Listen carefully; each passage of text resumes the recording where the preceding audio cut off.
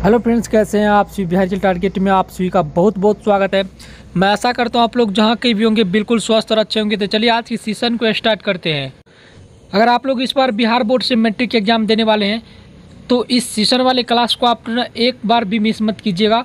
आप लोग जो है ना शुरू से लेकर के जीरो से लेकर के जो है ना आप लोग एंड तक जरूर देख लीजिएगा, क्योंकि इस बार जो है ना हम लोग टारगेट ले लिए कि सोशल साइंस में 100 मार्क्स लाना है और एक भी ऑब्जेक्टिव क्वेश्चन छोड़ के बोर्ड एग्जाम से नहीं आना है, ठीक ना। तो चलिए आज की क्लास को हम लोग स्टार्ट करते हैं बिना किसी रुकावट के। और इससे पहले जान लीजिए, पहली बार आए हैं Bihar result target YouTube channel पर, अगर अपना अच्छी तैयारी करना चाहते हैं तो इस चैनल को अभी कभी सब्सक्राइब कर लीजिए, फिर आगे बढ़िएगा। तो चलिए बिना किसी समय को बर्बाद किए करते क्लास को स्टार्ट। और आप लोग कोशिश कीजिएगा एक एक प्रश्न ऑब्जेक्टिव प्रश्न का उत्तर कमेंट में देने का। अगर आपको पूछेगा भारत में वित्तीय वर्ष कहा जाता है और ऑप्शन में देगा 1 जनवरी से 31 दिसंबर तक, 1 जुलाई से 30 जून तक, 1 अप्रैल से 31 मार्च तक, 1 सितंबर से 31 अगस्त तक, तो आप सभी को याद रखना है। अगर आपको पूछ दिया जाएगा बाय द वे, और क्योंकि ये प्रश्न 2 से 3 बार पूछे गए हैं और इन प्रश्नों को आप लोग जो है ना बिना किसी जो है ना रुकावट के याद कर लीजिए। देखिए, भारत में वित्तीय वर्ष कहा जाता है 1 अप्रैल से 31 मार्च तक, ठीक ना। ऑप्शन नंबर गो यहाँ पे बिल्कुल राइट हो जाएगा।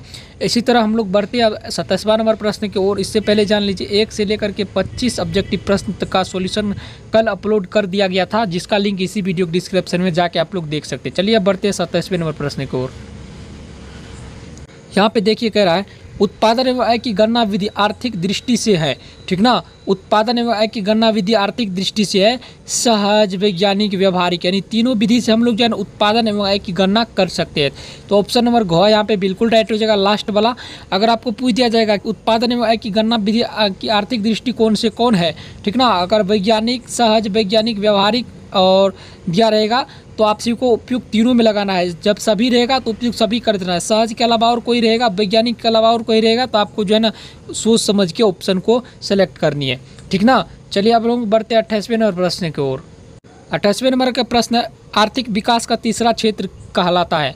देखिए, तीसरा क्षेत्र सबसे पहले जान लीजिए कि आप लोग जो है ना हम लोग तीसरा क्षेत्र जो है ना सेवा के क्षेत्र को जो है ना हम लोग तीसरा क्षेत्र कहते हैं। यहाँ पे ऑप्शन नंबर घ बिल्कुल राइट हो जाएगा। सेवा के क्षेत्र को हम लोग जो है ना आर्थिक विकास का जो है ना तीसरा क्षेत्र सेवा का क्षेत्र, जैसे डॉक्टर, नर्स, ये सब जो है ना सेवा करते थे एक दूसरे का, तो ये सेवा क्षेत्र हो गया।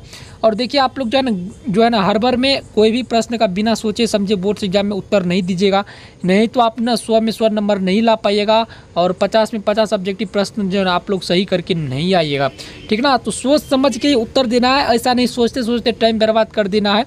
चलिए अब लोग बढ़ते हैं 29वें नंबर प्रश्न की ओर। 29 नंबर का प्रश्न ये देख रहे हैं पूंजी के, देख सकते। सबसे पहले तो आप लोग जान लीजिए कि पूंजी के प्रमुख घटक कितने होते हैं। तो पूंजी के प्रमुख घटक 5 होते हैं। ऑप्शन नंबर गो यहाँ पे बिल्कुल राइट हो जाएगा। पूंजी के प्रमुख घटक कितने होते हैं? 5 होते हैं। आप लोग जो है ना एक एक प्रश्न का उत्तर कमेंट में कीजिए।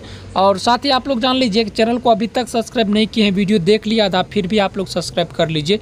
अपने दोस्तों के साथ वीडियो को शेयर करना नहीं भूलिए, ठीक ना। तो आपसे क्या कहता है पूंजी कितने घटक होते हैं? पूंजी के 5 घटक होते हैं। ऊर्जा के मुख्य स्रोत कौन है? तो आपसे क्या इतना ऊर्जा के मुख्य स्रोत यहाँ पे जो है ना कोई नहीं होगा। विद्युत, पेट्रोलियम और कोयला, इनमें से कोई नहीं होगा ऊर्जा के प्रमुख स्रोत, ठीक ना। क्योंकि जो है ना अगर सूर्य रहेगा तो ये प्रमुख स्रोत इनमें से कोई नहीं है कोयला का, ठीक ना। देखिए ऊर्जा के तो देखिए कोयला, पेट्रोलियम और विद्युत, इनमें से तीनों में से कोई नहीं होगा और ये ऑप्शन नंबर घ बिल्कुल राइट हो जाएगा, ठीक ना। तो ऐसा प्रश्न, ऐसा ऑप्शन रहेगा तभी आप लोग जो इनमें से कोई नहीं लगाइएगा। अगर आपको बीच में सूर्य आ जाएगा तो आपको सूर्य सेलेक्ट कर लेना है। ऑप्शन नंबर प्रश्न नंबर 30 का सही आंसर क्या हो जाएगा? इनमें से कोई नहीं। चलिए अब बढ़ते हैं हम लोग जो है 31वें नंबर प्रश्न की ओर। काफ़ी इंपॉर्टेंट प्रश्न, वैश्वीकरण का अर्थ क्या होता है? वैश्वीकरण का अर्थ क्या होता है? सबसे पहले आप लोग समझने की कोशिश कीजिए। इसमें व्यापार, तकनीकी हस्तांतरण, सूचना का प्रवाह द्वारा हम लोग जो है ना प्राप्त करते हैं। देश की अर्थव्यवस्था के बारे में हम लोग जो है उसका अध्ययन करते हैं। विश्व की अर्थव्यवस्था के साथ हम लोग समन्वय करते हैं। वही हो गया जो है ना मेरा वैश्वीकरण का अर्थ होता है, ठीक ना। वैश्वीकरण का अर्थ क्या होता है? जिससे हम लोग जो है व्यापार, पूंजी, तकनीकी का हस्तांतरण करते हैं, ठीक ना। सूचना का प्रवाह द्वारा हम देश की अर्थव्यवस्था का विश्व अर्थव्यवस्था के साथ समन्वय करते हैं। मतलब हमारे देश की अर्थव्यवस्था कितना है और उसमें जो है ना विश्व की अर्थव्यवस्था के साथ हम लोग कन्वर्ट करते हैं, पता करते हैं मेरा देश कितना स्थान पे अर्थव्यवस्था की दृष्टि से। तो ये यहाँ पे ऑप्शन नंबर ख हो जाएगा। अगर वैश्वीकरण का अर्थ पूछेगा तो आपको रखना व्यापार, पूंजी, तकनीक हस्तांतरण, सूचना प्रवाह द्वारा देश की अर्थव्यवस्था का विश्व अर्थव्यवस्था से समन्वय करना जो है हम लोग वैश्वीकरण कहलाते हैं। ठीक ना, ऑप्शन नंबर ख यहाँ पे बिल्कुल राइट हो जाएगा। चलते हैं नेक्स्ट प्रश्न की ओर। यहाँ पे देख लीजिए, इनमें से कौन संस्थागत वित्त का साधन कहलाता है। काफ़ी इंपॉर्टेंट प्रश्न है, इनमें से कौन संस्थागत वित्त का साधन कहलाता है। और ये प्रश्न आपको पूछ दिया जाएगा बोर्ड से एग्जाम में, तो आपसे को याद रखना है ये जो है व्यावसायिक बैंक जो है ना संस्थागत वित्त का साधन कहलाता है। संस्थागत वित्त का साधन व्यावसायिक बैंक कहलाता है। और आप लोग इन प्रश्नों को याद जरूर कर लीजिएगा। संस्थागत वित्त का जो है ना साधन जो है व्यावहारिक बैंक व्यावसायिक बैंक कहलाता है। ऑप्शन नंबर ग बिल्कुल राइट होगा। चलिए 33 नंबर प्रश्न की ओर बढ़ते हैं। काफ़ी इंपॉर्टेंट प्रश्न, राज्य में कार्यरत केंद्रीय सहकारी बैंकों की संख्या कितना है। हमारे जो राज्य है बिहार, इसमें जो है केंद्रीय सहकारी बैंक की संख्या कितनी है। तो आपसे क्या इतना केंद्रीय सहकारी बैंक अगर पूछेगा तो 25 है। ऑप्शन नंबर घ बिल्कुल राइट हो जाएगा। यहाँ पे केंद्रीय सहकारी बैंक अगर पूछेगा तो हमारे बिहार में केंद्रीय सहकारी बैंक की संख्या कितनी है, तो 25 है। ऑप्शन नंबर घ बिल्कुल राइट होगा। चलते हैं नेक्स्ट प्रश्न की ओर। देख लीजिए, यहाँ पे बोल रहा है उपभोक्ता अधिकार दिवस कब मनाया जाता है। काफ़ी इंपॉर्टेंट प्रश्न, उपभोक्ता अधिकार दिवस कब मनाया जाता है। तो आपसे क्या इतना 15 मार्च को मनाया जाता है। उपभोक्ता अधिकार दिवस कब मनाया जाता है, तो 15 मार्च को मनाया जाता है। ऑप्शन नंबर ख बिल्कुल राइट रहेगा। चलते हैं हम लोग 35 नंबर प्रश्न को। इन प्रश्नों को आप लोग याद करना नहीं भूलिएगा उपभोक्ता अधिकार दिवस वाले में। इसी तरह आता है एक महत्वपूर्ण प्रश्न, आय एवं उपभोग राष्ट्रीय उपभोक्ता हेल्पलाइन नंबर क्या है। राष्ट्रीय उपभोक्ता का हेल्पलाइन नंबर क्या है। तो आपसे क्या इतना है 200, यहाँ पे रहता है 2.20 यानी 20.00 से लेकर के 11.400 तक। ठीक ना, हेल्पलाइन नंबर। और ये नहीं होगा, यहाँ पे आपको याद रखना है यहाँ पे 2000 से यहाँ पे यानी 2000 से लेकर के 11400 तक जो है ना हेल्पलाइन नंबर होगा। हेल्पलाइन क्या है, ठीक ना। तो ये यहाँ पे कुछ अच्छी तरह से नहीं दिया है। और ये देखिए, आपको अगर याद रखिएगा तो ये घ नंबर का प्रश्न आप लोग याद दिया 1811 4000। ठीक ना, ये हो जाएगा हेल्पलाइन नंबर। ठीक ना, चलते हम लोग 36 नंबर प्रश्न को। 36 नंबर के प्रश्न देखते हैं, भारत की आर्थिक व्यवस्था है। भारत की आर्थिक व्यवस्था कैसा है। तो आपसे कहता है ये जो है ना सकल राष्ट्रीय उत्पाद प्रति व्यक्ति है, आर्थिक कल्याण का आधार। ठीक ना, इनमें से सभी हो जाएगा। ठीक ना, भारत की आर्थिक व्यवस्था है तो इनमें सभी जो है सकल उत्पाद प्रति व्यक्ति है और आर्थिक कल्याण का आधार। ठीक ना, इनमें सभी हो जाएगा। चलते हैं हम लोग 37 नंबर प्रश्न की ओर। यहाँ पे देखिए 12वीं पंचवर्षीय योजना की अवधि क्या थी। तो आपसे क्या इतना 2012 से 2017। ऑप्शन नंबर को बिल्कुल राइट हो जाएगा। और 12वीं पंचवर्षीय योजना, ये प्रश्नों को आप लोग याद जरूर कर लीजिएगा अगर आप लोग अभी तक याद नहीं किए हैं। देखिए इसी तरह हम लोग बढ़ते, प्रथम पंचवर्षीय योजना कब शुरू किया। प्रथम पंचवर्षीय योजना का कब शुरू हुई थी। प्रथम पंचवर्षीय योजना देखिए यहाँ पे सबसे याद रखना आपको 1950 में प्रथम पंचवर्षीय योजना चालू हुआ था। ठीक ना, चलिए अब हम लोग बढ़ते नेक्स्ट प्रश्न की ओर। अब देखिए यहाँ पे एक प्रश्न आता है, भारत में नीति आयोग की स्थापना कब हुई। काफ़ी इंपॉर्टेंट प्रश्न है। अगर आपको ये प्रश्न पूछ दिया जाएगा तो आपको याद रखना है, हर बार में गलत आंसर नहीं दे दीजिएगा। भारत में नीति आयोग की स्थापना 1 जनवरी 2015 को हुआ था।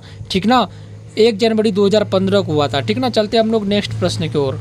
यहाँ पे देख लीजिए, इनमें किस क्षेत्र को तृतीय क्षेत्र भी कहा जाता है। तो आपसे क्या इतना है, सेवा के क्षेत्र को तृतीय क्षेत्र का, जिसमें एक दूसरे को हम लोग सेवा करते हैं, हेल्प करते हैं, वो तृतीय क्षेत्र कहलाएगा। ठीक ना, सेवा का क्षेत्र जो है ना तृतीय क्षेत्र कहलाएगा। ऑप्शन नंबर को बिल्कुल राइट हो जाएगा। इन प्रश्नों को आप लोग जरूर याद कर लीजिएगा। चलते हम लोग जो है ना 41वें नंबर प्रश्न की ओर। यहाँ पे देख लीजिए, काफ़ी इंपॉर्टेंट प्रश्न है, इनमें किस क्षेत्र को द्वितीय क्षेत्र कहा जाता है। तो जो उद्योग करते, जिस क्षेत्र में हम लोग उद्योग करते हैं उसे द्वितीय क्षेत्र कहते हैं। और जो कृषि से संबंधित क्षेत्र, उपजाऊ क्षेत्र हुआ, वो तृतीय, वो जो है ना सेवा के जो है ना प्रथम क्षेत्र कहलाते हैं। ठीक ना, चलते हैं हम लोग जो है ना महत्वपूर्ण प्रश्न के। और उद्योग के क्षेत्र को हम लोग द्वितीय क्षेत्र कहते हैं, याद रखिएगा।